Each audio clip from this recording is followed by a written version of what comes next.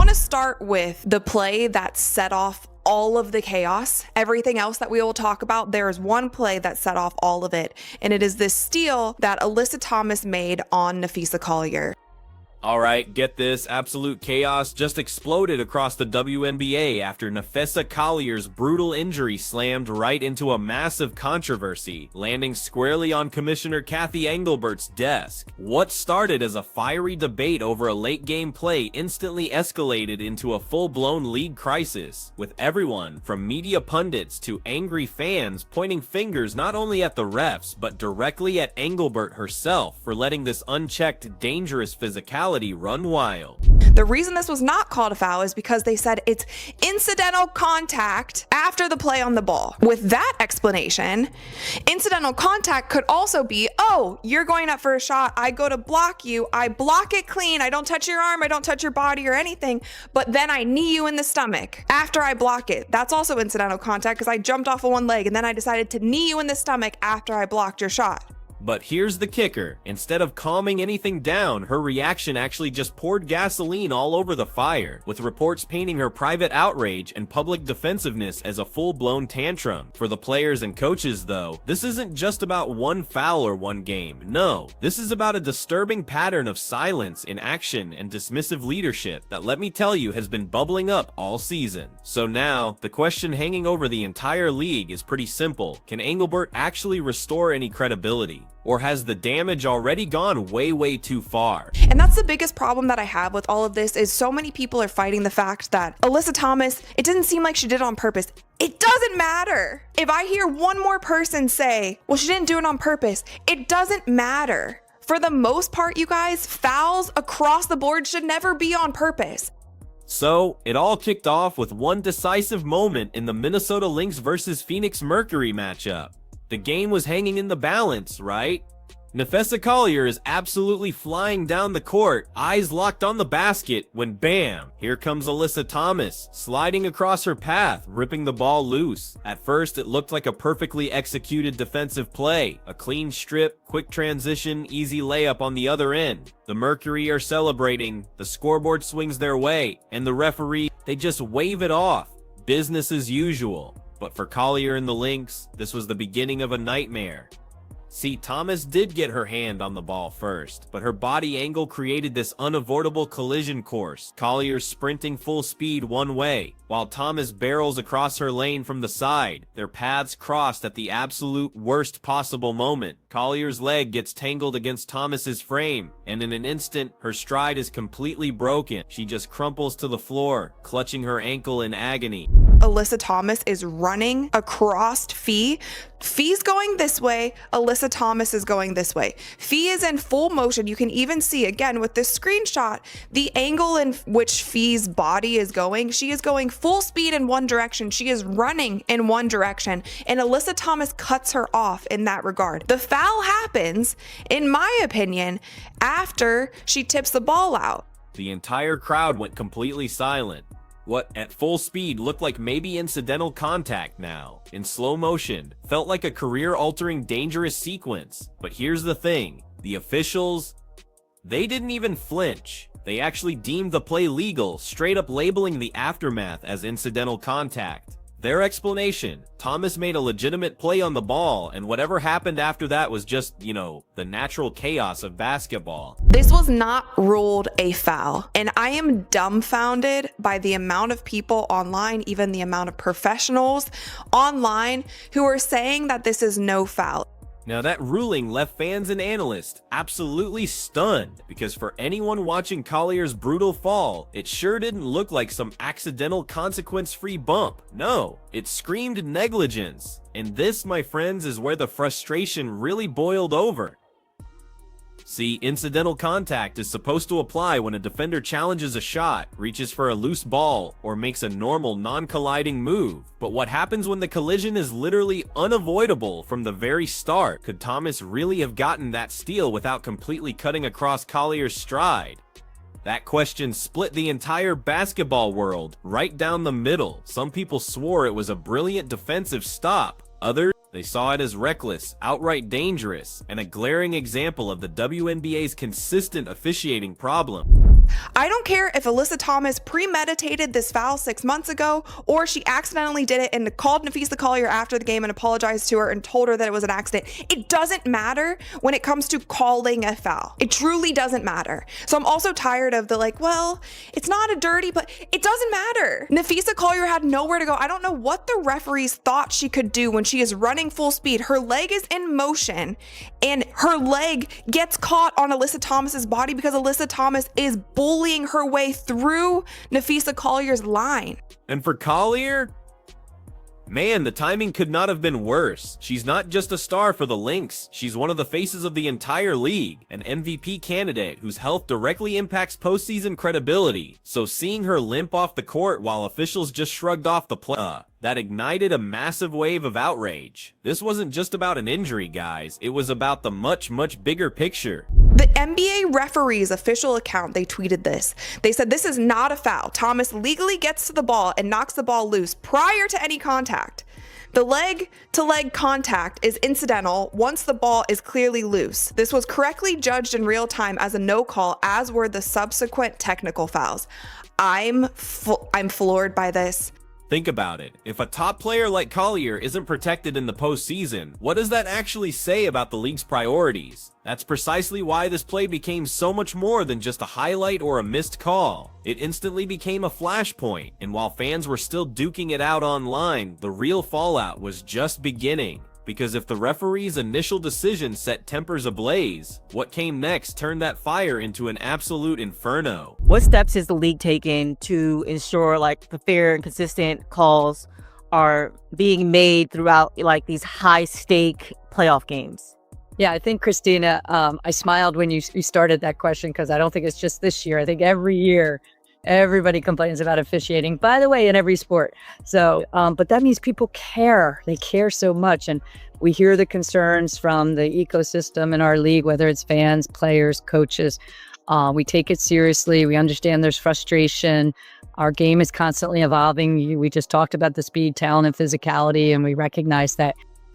Okay, so when the refs slapped that incidental contact label on the play, they probably thought they were just following the rulebook to a T. After all, the rules themselves say not every bump is a foul, and players will inevitably clash. But here's the problem. The critical question, was Alyssa Thomas's steal truly unavoidable, or did her angle of attack guarantee Napheesa Collier would get taken out in the process? That's the huge difference between a routine hustle play and a dangerous moment that can completely change a season. Look, basketball fans know contact is inevitable. Screens, drives, fast breaks, they all carry collision risk. But referees are taught to judge if a player could have made the play without endangering their opponent. In this situation, Thomas reached cleanly, sure, but her body's momentum cut directly across Collier's stride. Collier wasn't standing still, she was in a full sprint, and once her leg clipped Thomas's torso, she had absolutely nowhere to go. That fall wasn't just incidental, it was practically built into the play's trajectory, and this is where the spirit of the rule truly comes in, right? If a defender is in a position where they cannot make a play without crashing into the offensive player, then by definition, it stops being incidental. Fans hammered this point home online, comparing it to a block where a defender swats the ball clean, but then lands with a knee straight into the shooter's chest. The ball might have been touched legally, but the aftermath is still illegal because of reckless positioning. Intent doesn't excuse outcome, especially when injuries are involved. What really infuriated so many was how quickly the league just dismissed those concerns. In slow motion, you could see Collier's body bend unnaturally as she hit the floor. Analysts replayed the clip frame by frame, showing her ankle twist under the entanglement's weight. For a player of Collier's caliber, someone essential not just to her team but to the league's overall star power, this wasn't some small oversight. It was a glaring example of what happens when officiating refuses to account for player safety. And then came the perception problem. Just imagine if this had happened to an NBA superstar, right? Fans on social media asked, would the league still call it incidental if it were LeBron James, Steph Curry, or Luka Doncic sprawled out on the hardwood?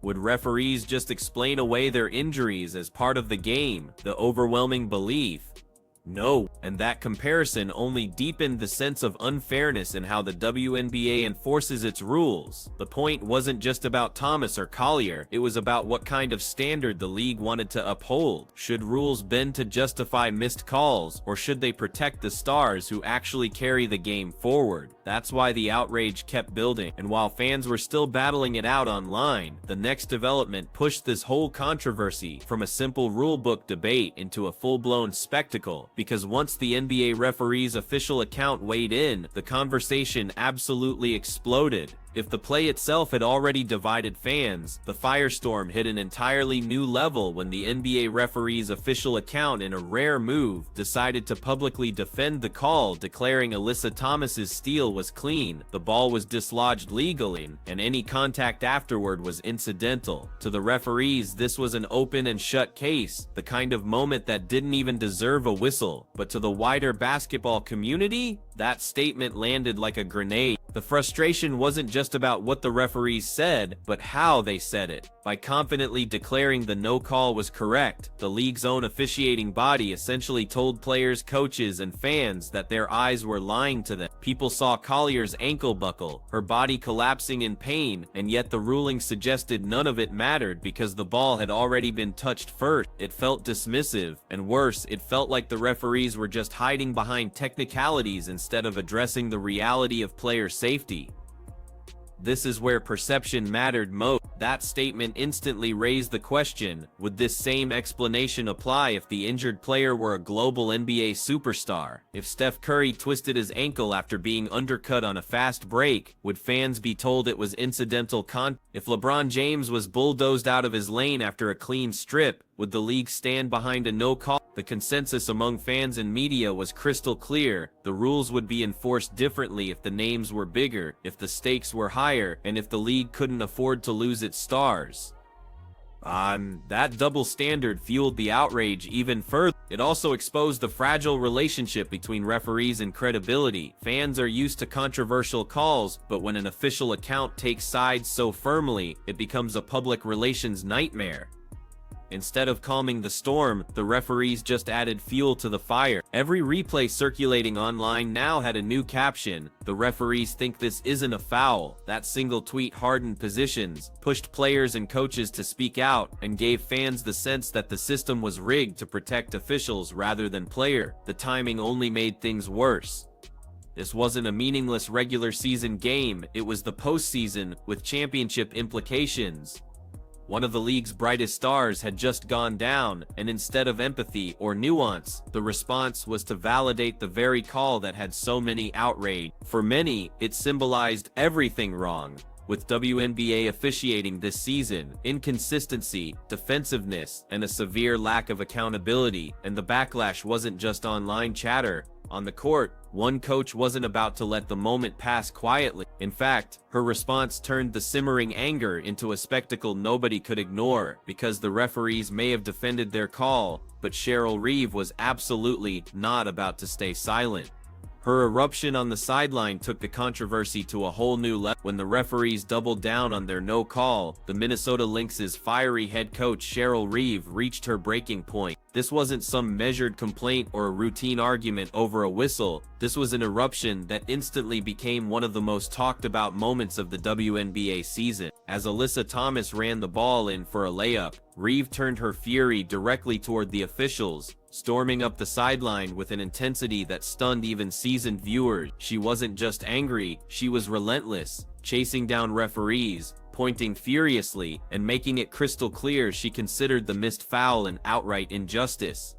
Players and assistants scrambled to intervene. Natasha Heidemann tried to hold her back. Teammates stepped between Reeve and the officials, and even opposing players watched in shock as the usually composed coach lost all restraint. One moment particularly stood out. Dorka Joss grabbed a towel and tried to shield Reeve's mouth from the cameras, worried her string of curses would draw even harsher punishment. The image of a coach being physically restrained by her own team was dramatic enough, but it symbolized the boiling frustration that had been building all season. Reeves' meltdown wasn't just about Collier's injury or one controversial play, it was the culmination of months of tension. Coaches around the league had been voicing their frustration with officiating inconsistencies, players had spoken up about how physical the games had become, and fans had grown tired of watching stars go down without what they felt was adequate protection from the referees. Reeves' sideline explosion became a visual representation of all that bottled up anger. The referees, of course, had no choice but to eject her, but even as security guided her out, Reeves didn't back down. She turned her frustration toward the crowd, exchanging heated words with fans on her way out of the arena. Cameras caught her shouting profanities, her voice breaking through the chaos of the moment. For many viewers, this was shocking. A head coach completely unhinged in front of a national audience.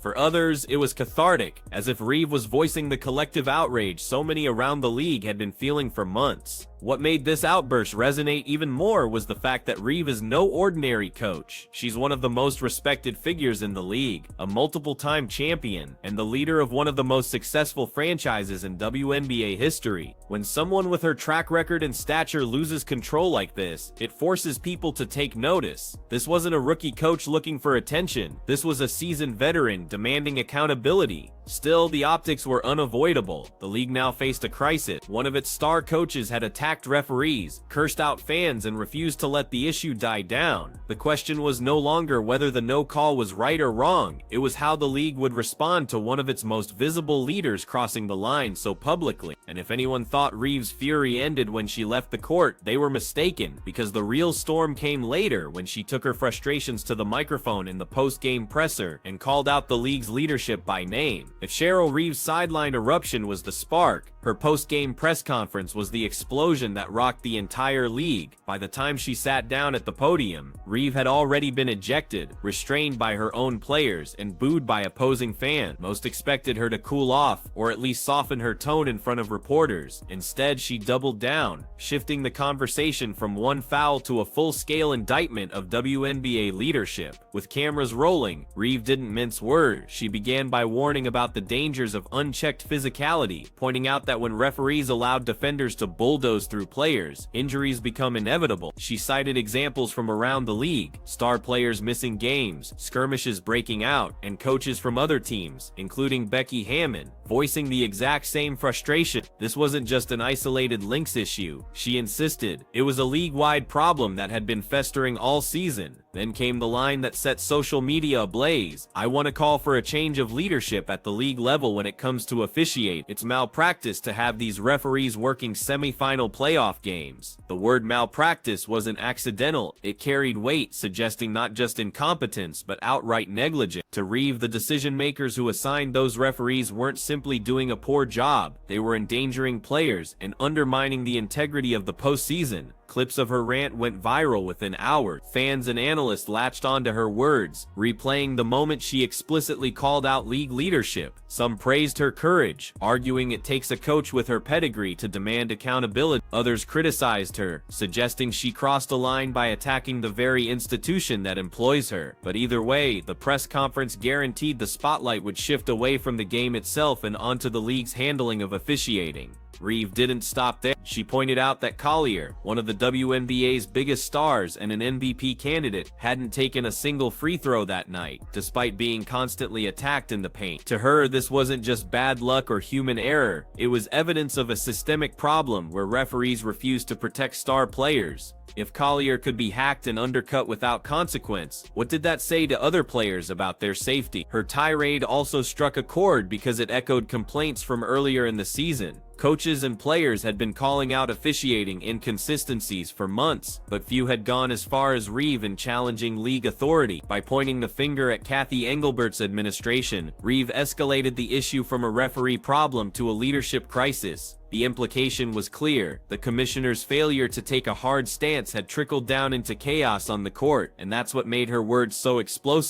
This wasn't just frustration after a loss, it was a demand for systemic change. But while Reeves' presser resonated with many, it also created a bigger problem for Engelbert herself, because now the commissioner wasn't just facing angry fans, she was facing open rebellion from one of her most decorated coaches. Cheryl Reeves' outburst might have been the loudest, but it wasn't the first. Earlier in the season, Becky Hammon had already issued a stark warning about what happens when referees let the game spiral into unchecked physicality. Having coached in both the NBA and WNBA, Hammon spoke with authority. She made it clear that if NBA referees allowed the same level of leeway as WNBA refs, the result wouldn't just be rough play, there would be fights every night. Hammon said bluntly, and her words now ring louder than ever. This wasn't hyperbole. The WNBA has built a reputation as a gritty physical league, where defenders push the limits of contact, and where officials often swallow the whistle. That identity has long been part of the league's appeal to hardcore fans who enjoy the toughness. But when physicality starts crossing into reckless, the line between competitive edge and outright danger becomes blurry. Hammon's warning wasn't just about optics, it was about safety, and Napheesa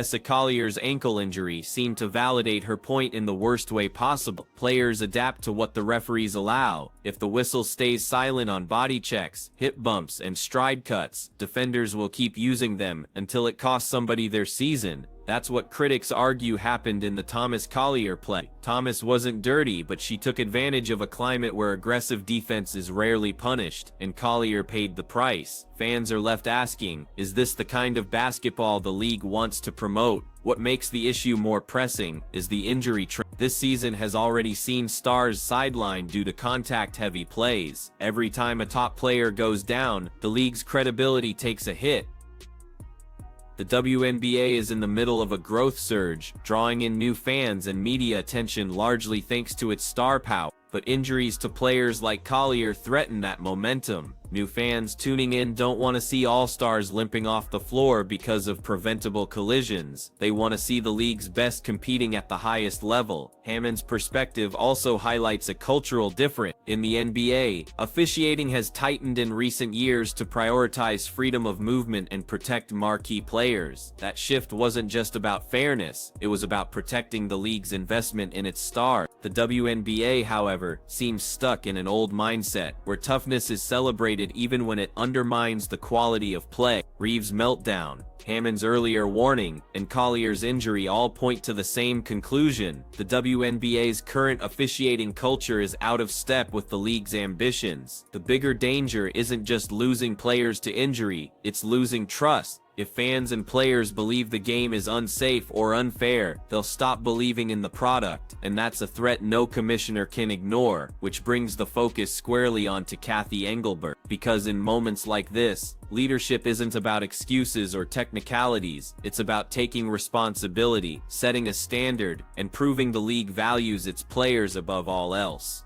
When the dust settled after Napheesa Collier's injury, all eyes turned to WNBA Commissioner Cathy Engelbert. This was her moment to show leadership, to steady the league amid chaos, and to reassure fans and players that safety and fairness were non-negotiable. Instead, her response left many feeling underwhelmed, if not outright betrayed. Engelbert's recent comments about officiating did little to calm frustrations. In interviews, she repeated the same refrain, "Every sport complains about officiating." To her, the backlash was simply proof that people care. That framing might sound diplomatic, but in this context, it felt dismissive. Fans weren't just venting about a missed travel call or a questionable block charge. They were watching an MVP candidate carried off the floor after what they believed was preventable contact. Comparing that to generic gripes about referees in other sports seemed tone-deaf, almost as if the commissioner didn't grasp the seriousness of the situation. Her defense of the league's officiating system also rang hollow. Engelbert pointed out the extensive training referees undergo, the evaluation process after every game, and the accountability structures already in place. But that raised another uncomfortable question. If the system is so thorough, why are playoff games still marred by inconsistency and controversy? If training is so rigorous, why did officials miss or choose to ignore a play that sidelined one of the league's brightest stars? The answers never came. What fans and insiders wanted wasn't a reminder of procedures. They wanted urgency. They wanted Engelbert to stand in front of microphones and say, "This isn't acceptable. We're taking immediate steps to fix." Instead, her tone suggested patience and long-term evolution. In a league fighting to keep new fans engaged, patience doesn't sell, action does. It also didn't help that Engelbert has a track record of being cautious in moments when boldness was needed. Earlier in the year, she allowed players to wear rival league merchandise during official events, downplaying the optics. To some, it looked like weakness. Now with Cheryl Reeve cursing out fans, challenging referees, and publicly calling for leadership change, Engelbert once again seemed hesitant to enforce authority. Should Reeve be fined, suspended, or both? The longer Engelbert delayed a clear response, the more it looked like she was being pushed around by her own league. This is where perception matters. Fans don't just watch games, they follow narratives. And the current narrative paints Engelbert as soft, more concerned with protecting the image of the league than addressing the issues tearing it apart. That's a dangerous reputation for any commissioner, but especially in a league trying to prove its legitimacy to a growing audience. Now the stakes are higher than ever. Engelbert must decide whether to punish one of the league's most decorated coaches, address mounting officiating concerns, and restore confidence among players and fans. Anything less will be seen as a failure of leadership, and with the finals looming, her next move could determine not just the outcome of this controversy, but the direction of the league itself. By the time the dust cleared, it was obvious this wasn't just about one game or one controversial play. Napheesa Collier's injury became the symbol of something larger, a league at a crossroads where officiating, leadership, and player safety are colliding in ways that threaten its credibility. And now, with the WNBA Finals looming, the fallout from this moment could shape how the league is remembered this season and beyond. The first concern is precedent. If a play like Alyssa Thomas's strip and collision can be excused as incidental contact, what does that signal to players heading into the most high-stakes series of the year? It tells defenders they can push boundaries without fear of consequence. It tells offensive stars that their health may not be fully protected. And it tells fans that even the biggest names can be taken out of games without recourse. Once that perception sets in, it becomes incredibly difficult to shake. The second concern is perception outside the court. The WNBA has worked tirelessly to grow its audience, attract media attention, and showcase its stars to the wider sports world, but perception is fragile. Highlight reels should be filled with game-winning shots and championship celebrations, not viral clips of coaches cursing at refs and players limping to the locker room. If new fans tuning in see chaos instead of excellence, they may not stick around. And with the league in the middle of its biggest growth wave in years, that risk cannot be ignored. Then there's the finals themselves. The postseason is supposed to be the crown jewel of the WNBA calendar, the moment where stars shine brightest and the league puts its best product on display. But if the finals are overshadowed by officiating controversies or more injuries to top players, the narrative shifts from triumph to turmoil. That's the nightmare scenario for Cathy Engelbert and league leadership, that instead of celebrating the progress of the sport, fans leave the season questioning its integrity. There's also a broader cultural implication. For years, the WNBA has prided itself on toughness, resilience, and physical play. But as the league grows, those values have to be balanced with accountability and safety. The NBA learned this years ago, tightening its officiating to protect stars and maximize entertainment. If the WNBA fails to adapt, it risks being defined not by its rising stars, but by the injuries and controversies that cut them down. This is why the Collier incident, Cheryl Reeve's eruption, and Engelbert's hesitant response feel so monumental. They're not isolated moments, they're threads in a larger story about what kind of league the WNBA wants to be. Will it embrace change and prioritize the health of its stars, or will it cling to outdated standards that leave players vulnerable and fans disillusioned? One thing is certain, the finals won't just determine a champion, they'll also determine whether the WNBA can weather this storm, or whether the cracks exposed in this controversy widen into a full-blown crisis. And that's a battle Cathy Engelbert cannot afford to lose. What started as one late-game steal has spiraled into a defining moment for the WNBA. The referee's dismissal, Cheryl Reeve's eruption, and Cathy Engelbert's hesitant response have all combined into a storyline that stretches far beyond basketball. basketball. This isn't just about a foul that wasn't called, it's about the safety of stars, the credibility of officials, and the strength of league leadership at a time when every spotlight is on women's basketball. For Engelbert, the choice is clear: either step forward with decisive action or allow doubt and frustration to erode the league's biggest growth moment in years. Fans don't want excuses, they want accountability. Players don't need lectures on physicality, they need protection. And as the finals approach, one truth remains: the WNBA's reputation won't be decided by who lifts the trophy, but by whether its leadership proves strong enough to protect the game.